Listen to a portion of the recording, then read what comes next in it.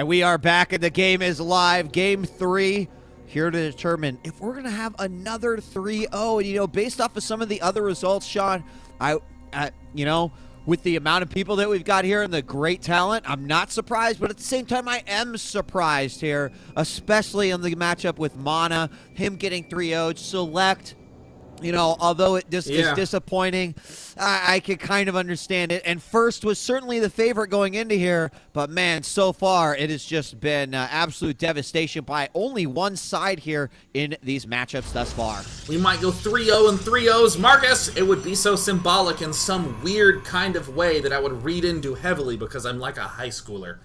However, what I will note, though, is that it excites me that there is this much skill gradation in StarCraft 2, that each of these players battled through the exact same qualifier setup. No one was invited. There was no chance of someone being out of practice. They all battled their way to here, and yet still we're seeing some massive, massive gaps in how skillful players can be at this game.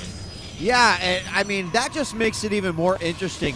Because when you go back and you look at those qualifiers and you see the mounds of talent that some of these players actually had to forge their way through, it's just absolutely uncanny. But as you mentioned, you know, sometimes now that you've got the ability to prepare for your opponent and study your opponent, that can change things. What matchups you get, of course, that can change things. And the other thing that's kind of interesting about the qualifiers is that a lot of it is best of one leading up to the point where then you get to start playing the best of threes, which makes it even more hard to make it through. And Daisy hiding this probe over here inside the main base of his opponent.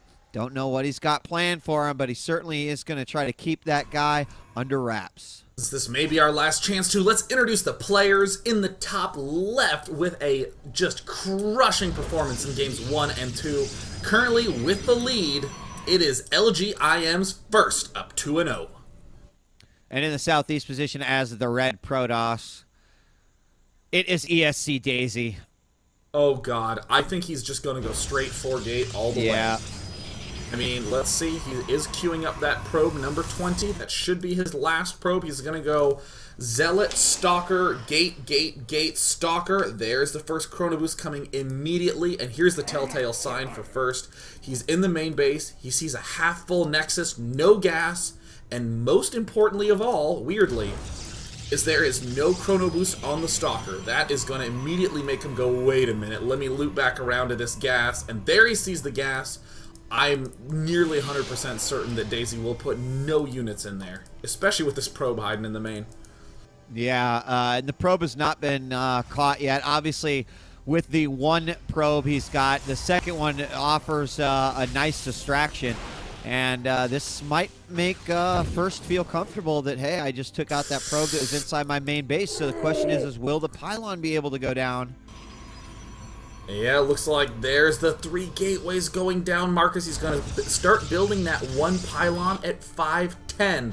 That is the money moment. And what is he building a pylon in his main for? What is the pylon doing in his main? Marcus, why is he building a pylon in his freaking main base? I don't know. And First has his offensive pylon coming out as well. There it is, but that is super delayed now.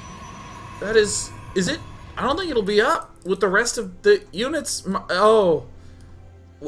I'm speechless. Why did he build that pylon in his main base? Here's the warp gate finishing up. He won't quite be able to afford a full warp-in round of Stalkers and follow it up with anything significant. There's the push from First, and it looks like ESC.Daisy might have to warp in defensively. Oh, and the probe helps. And the probe does help get that kill, and he does have to warp in defensively, Sean. And that's unfortunate here. The pylon is going to get back up, and that means he can warp in on the high ground, and suddenly Daisy finds himself in a heap of trouble. 2 Zealots inside the main, and they are going to declare some sort of an alarm here, and maybe that is going to be the saving grace for him as 2 more Zealots warped in, and there's the probe assistance as well. They get the hits they need. It's taken out. That Zealot attack was not very good. We got another one coming in, and a sentry does come. Try to block that force field. or try to block that ramp with the force Oh, field. that would be kind of a sick play from Daisy to lock a player out of his own base. And where is he going to throw the... He does manage to kind of get a force field down.